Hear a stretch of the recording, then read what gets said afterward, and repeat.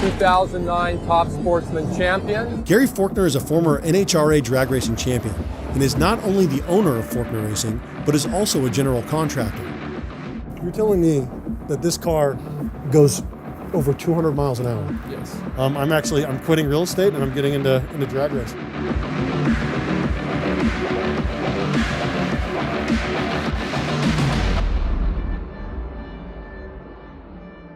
We decided to have a conversation with Gary about what exactly went into building this home and all the details that could be easily lost by a potential buyer walking through so that we could showcase his home the right way. The windows here in this turret are beautiful.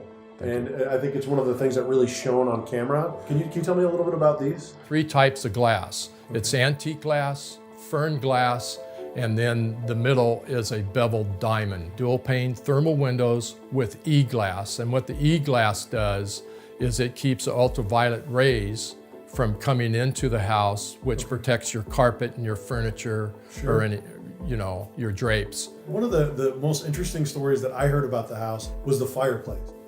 It's not from here. You told me that right. this was a journey. So we knew that we were building this house and we had an opportunity to go back east to race back in Indy. And so we left early because we were gonna stop off at every antique store. We were at a salvage yard and I was asking about, because I had this picture of this fireplace mantle. Okay.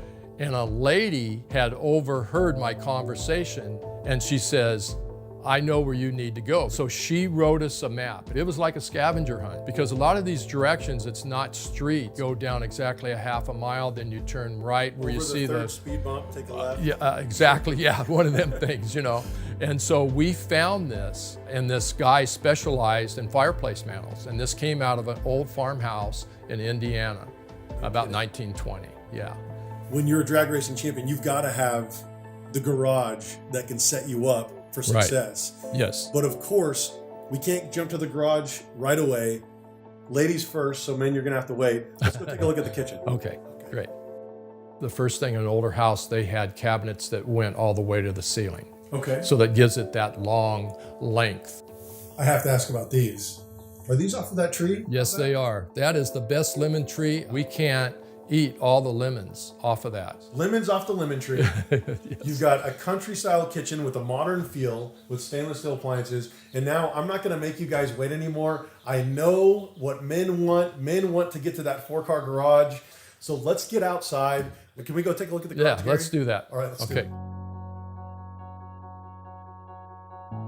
Since we're talking, generally when I get something, I generally don't cut loose of it too much, Okay.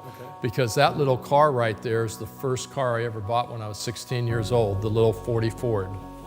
No kidding. I was 16 years old, yeah. We paid $300 cash for it, and I bought it from the original owner. You bought this car for $300 cash? Yes. Do you know how many people bought their first car at 16 that wish they had held on to it? Boy, that's the best conversation you could have with somebody because, oh my gosh, I had this. In order to get everything done and get ready for your next race, there's a lot of work that needs to be done in the garage. Yes. Now, what makes it possible in here to be able to do that here? The height isn't so much for helping me do any work in here, but it's more because I want my fascia to coincide with the house. So the reason why you have high ceilings in your garage is for your curb appeal? Yes, that's the main reason. That's the kind of guy that you are here. Right. Everything's set up in here. You've got a sink, you've got everything that you need to get your drag racing ready. You even have a table for your wife to come out and hang out with you and do her crafts. And you have 220 in here. Yes. What do you have outside set up for your RV? Okay, that is a 110. Okay. It's a 30 amp service, and then it also has an RV dump. It does. And so that's key. Let's take a step outside. Let's go under the awning that you have out there. Talk about what we got going on outside. Okay, let's do it. Okay. So we're out here on the outside of the home here on La Paz.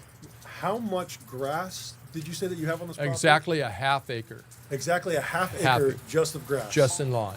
And what's wild about that, with the half acre of green space that you have here, you still have plenty of room to set up a whole stable with horses and have them have plenty of access to the property all throughout the property. Right, and it wouldn't interfere with the orchard here. It has some really great fruit trees. And when you sit on the patio, and especially during the summer, it really looks pretty awesome to see the fruit and the green leaves and stuff. How large of an RV can you park on this property? Whatever the Department of Transportation will let you. That's what I was looking for. Yeah, So well, I'm 75 feet long. So I don't care how big your RV is, Yeah, it can fit. you can fit it here. Not everybody has it, but your integrity is in place, and you really lead with everything, and it's evident in your house just what kind of person you are. So Gary, thank you. I appreciate you so much working with us. I'm excited about this weekend and getting people into your house.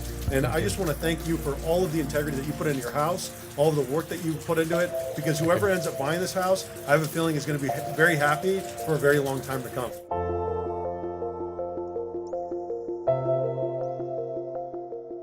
Well, I got to get to my next listing appointment. So until next time, I'm David Serpa, and I'm looking forward to having you visit our team this Saturday and Sunday from 11 to 3 to check out this beautiful Victorian style home. This is going to take forever to get to my listing appointment.